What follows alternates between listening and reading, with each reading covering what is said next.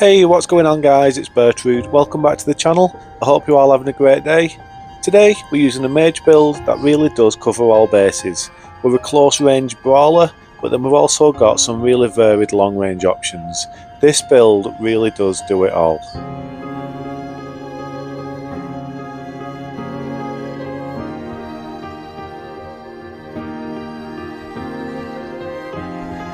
So we're a level 125 build, we've got the absolutely standard 60 vigour, we've got 20 strength, we need quite a lot of mind with 27, and then we've got 60 intelligence. In our flask we're using the intelligence knot to boost our intelligence by 10, which we do need for one of our spells, and then we're using the magic shrouded cracked here for the extra damage to our magic attacks. Our talismans include the Star Scourge and the Stargazer heirlooms to save us some points, and then we're also using the Graven's Mass talisman to boost our spells.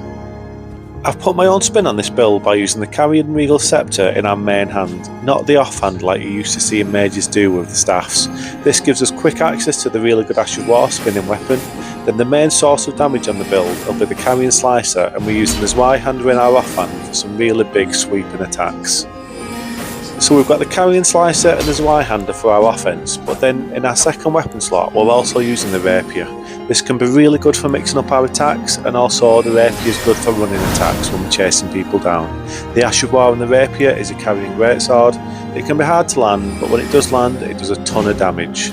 Also, instead of the Zweihander, we also have the option to use a spear. The Ash of War in this one is Loretta Slash, and this also does a lot of damage when we land it. Speaking of Ashes of War, on the Zweihander we'll be using Chilling Mist. This is really good because it has some really good hyper armour and it does a lot of damage when you land it. So let's take a look at our spells on the build. Obviously we've got the Carrion Slicer, and then we've also got access to spells such as the Duel's Moonblade. Then we've got a couple of more flashy spells such as the Founding Rain of Stars. This one doesn't do a ton of damage, but I like to use this as a distraction for my next spell, which is Ranni's Dark Moon. This is the reason we needed the intelligence knot in the flask, because the requirements for the Dark Moon are very expensive. Then to finish the spells off we've got the Carrion Phalanx, and for a more long range option we've got the Great Glintstone Shard. And that's the build guys. It's a mage build, but it's a Bertrude style mage build. Anyway guys, don't forget to like and subscribe if you like the content, but besides that it's time for you lot to get your feet up, relax, get yourselves a cup of tea and enjoy the video.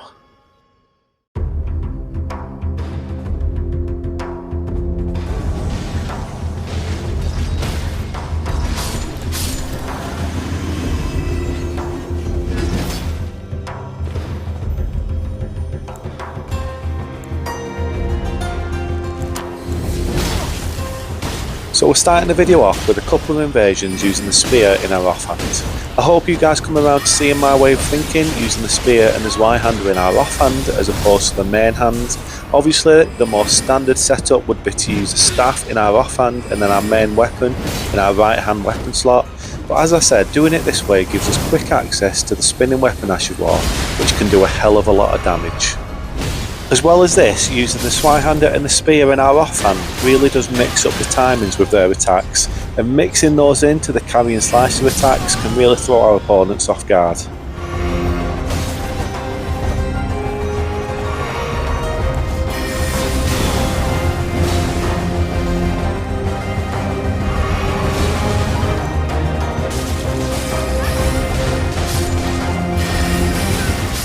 And there you can see a really powerful little combo that we've got on the build, the Carrion Phalanx into the Great Glintstone Shard.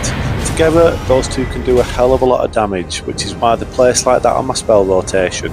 The Great Glintstone Shard comes straight after the Carrion Phalanx, so if one lands you can be sure that the next one will too.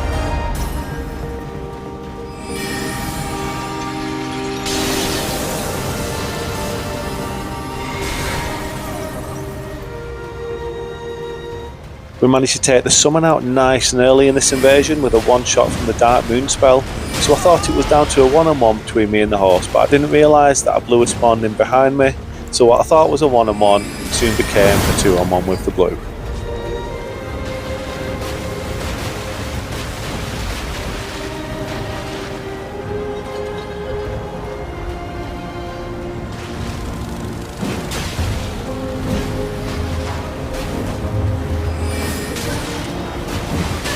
You can see the spear in our offhand doing some really good work for us against this blue. I really like the contrasting playstyles between the Zweihander and the Spear in our offhand. The Zwei has some really wide sweeping attacks which are good in group fights, whereas the Spear has some really good length on its pokes which can be really good in one-on-one fights.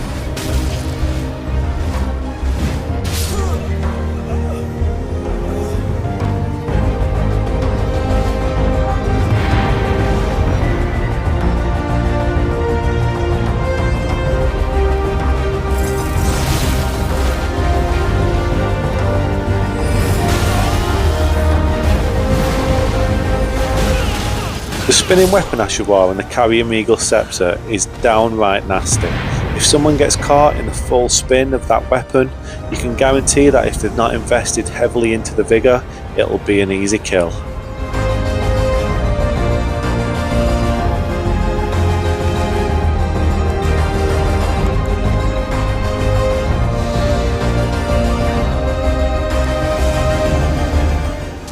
I eat a missile there from that cheeky little horse. I've got to take that one on the chin, but guarantee that I'll remember it for later.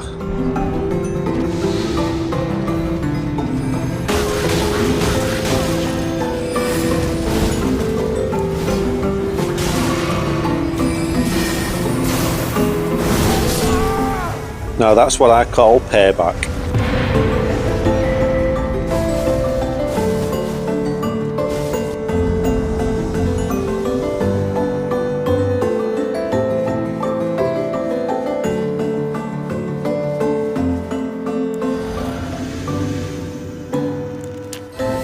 This horse was really keen to come and meet me for a one-on-one fight. I did notice that he had a summon lingering in the background, but in these situations sometimes you've just got to trust the party and hope that a one-on-one fight really is just a one-on-one fight.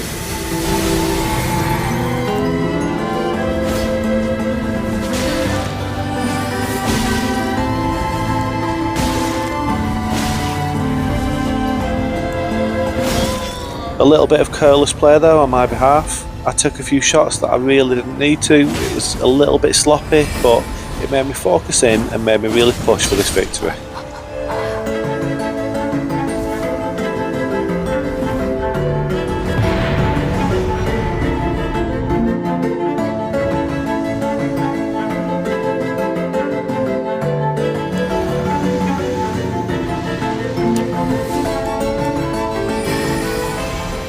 Now it took me a little moment to realise what the crack was in this invasion when I spawned in.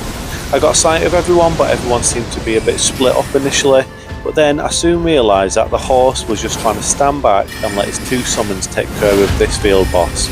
And take it from me boys, if we ever see this in the field, we're not going to stand there and let it happen.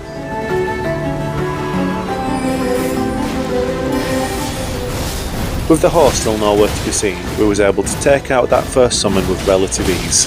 If the horse hadn't have been so lazy and actually got involved with that boss fight, maybe they'll have all stayed together a bit more, and maybe it'll have been a bit more difficult for me to take out that first summon.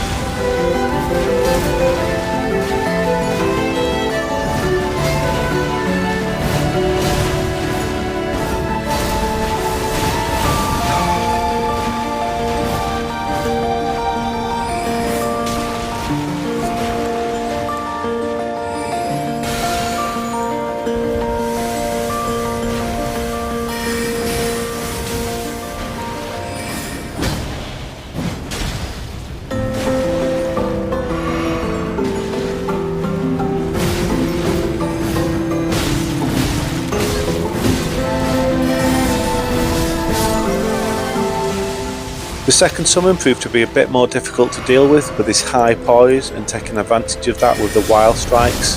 It was a bit more of a challenge, but we managed to take him out, and now it's just down to me and the host.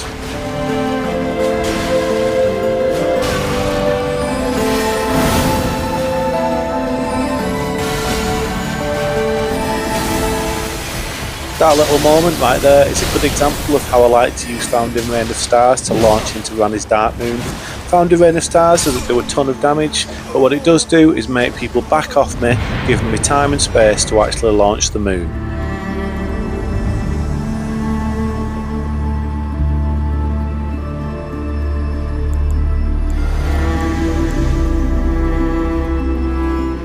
Now, I've got a little question for you guys. Let me know in the comments, this invasion. Does this make me a bad man?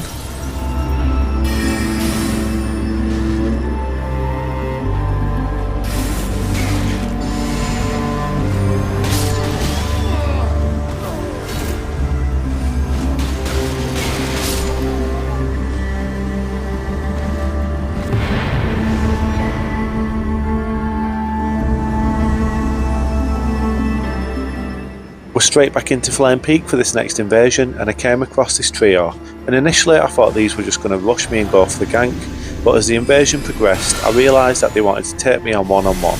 So let's have it boys, let's see what you're made of.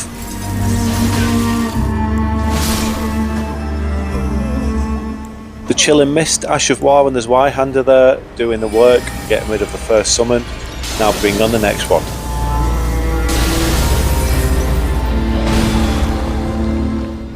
You might have noticed the little cheeky glance at the horse just to check he was behaving himself.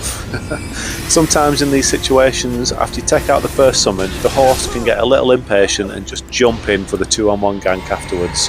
But fair play to these boys, they stuck by the initial agreement, we've took out 2 summons so far, now it's just down to me and the horse for the 3 in a row victory.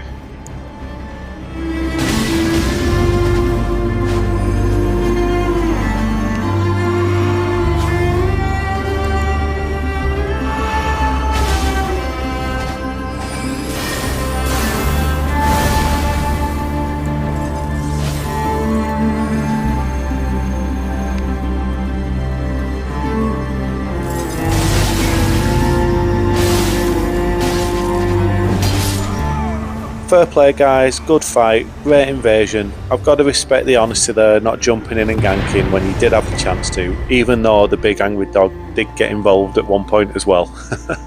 Just a fun invasion all around, and yeah, big respect.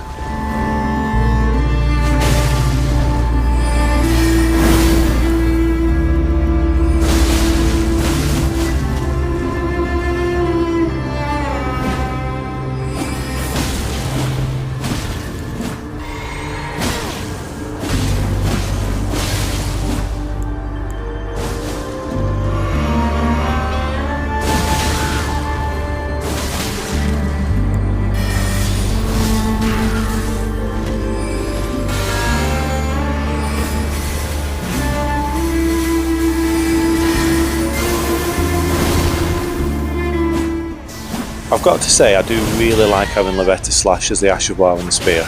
It's such a cool Ash of War, it covers a surprising amount of distance, it's got some good range, and as I mentioned earlier, on an intelligence build, it does some really good damage when you land it.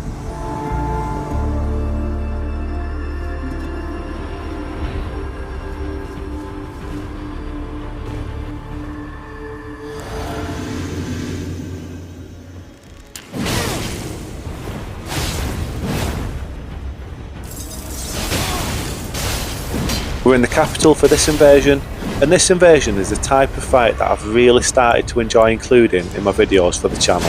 Sometimes when you're invading, you'll invade a player or a group on more than one occasion over the course of a session, and you'll develop a nice little rivalry. So this is something I'm going to do more of moving forward. I'm going to take my favourite fight from that rivalry and include it in the video, win or lose.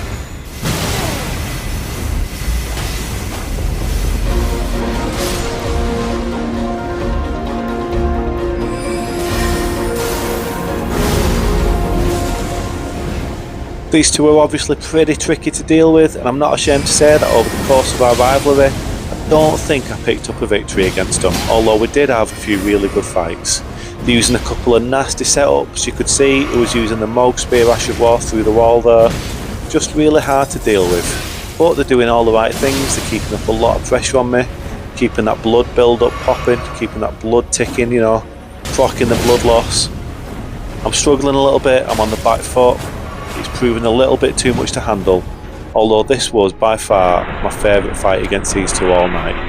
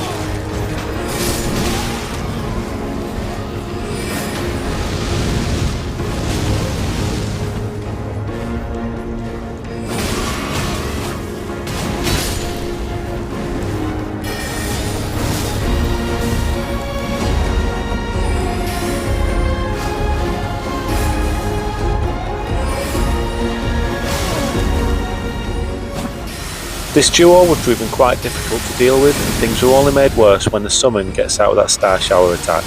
That thing's an absolute nightmare, the tracking on it is insane, and it's often very hard to escape any kind of chip damage.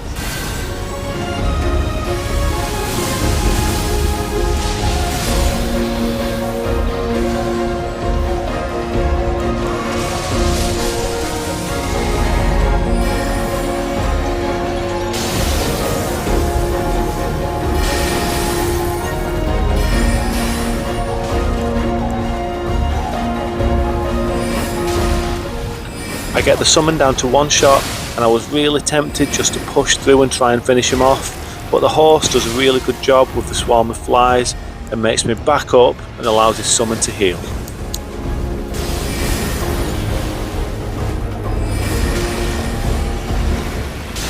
I managed to get a carrion slicer off on the horse, and as he backs off around the other side of this tree, I managed to hit him with the Adula's Moonblade. That was a really tight invasion, and it could have easily gone either way.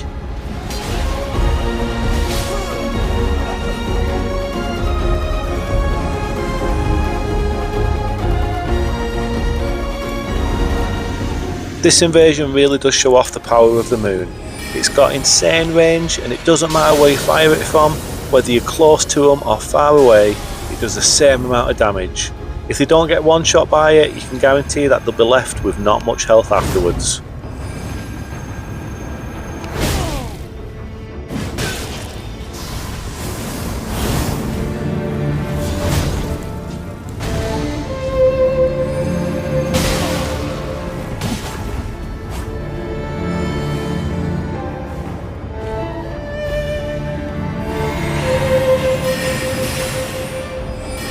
Once again in this invasion, this is just the ideal time to make use of the moon, especially when they're all grouped up like that. The impact damage on whoever it hits is going to be epic, but it does a lot of splash damage, and anyone around the impact is also going to take a lot of damage as well.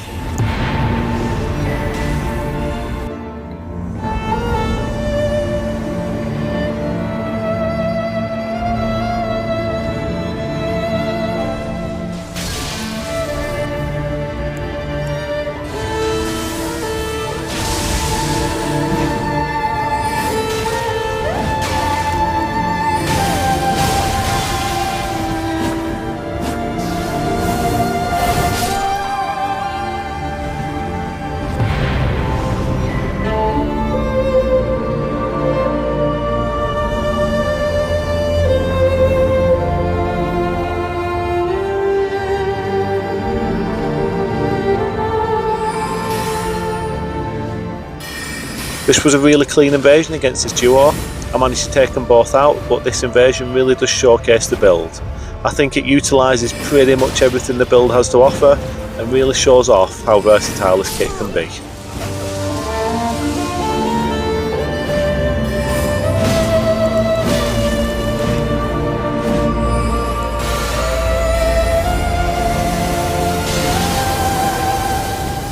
And we get the kill on the horse through the power of the moon once again.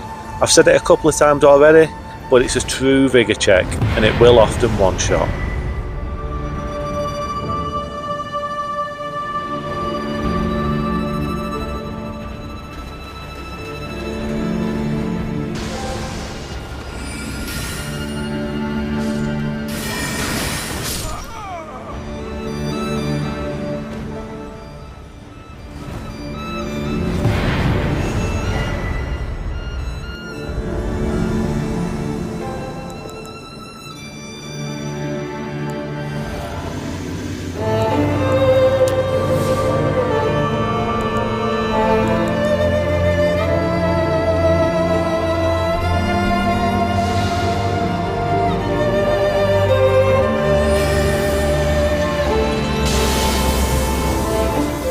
I fired the moon off really early on in this invasion there. It didn't actually hit either of them, but they were stood so close together that I think if it landed on one of them, it would have killed both of them. You can see they actually almost killed me with some big damage, but I managed to get a bit of space and get myself healed up, while the rot takes care of the summon for me in the background. Now I just need to kill the host for the win.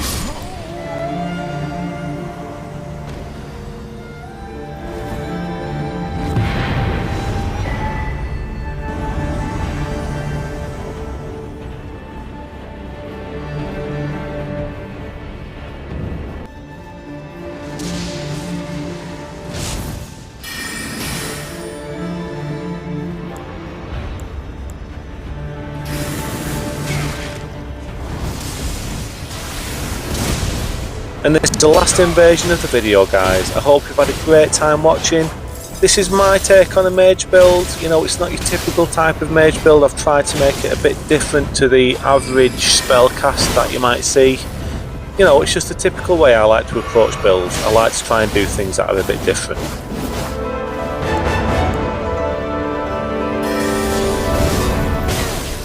Anyway guys, please don't forget to like and subscribe if you like the content. It really helps the channel and it's helping us push forward to that 1000 sub mark. That's it for now, so look after yourselves, look after each other, take it easy, and I'll see you next time.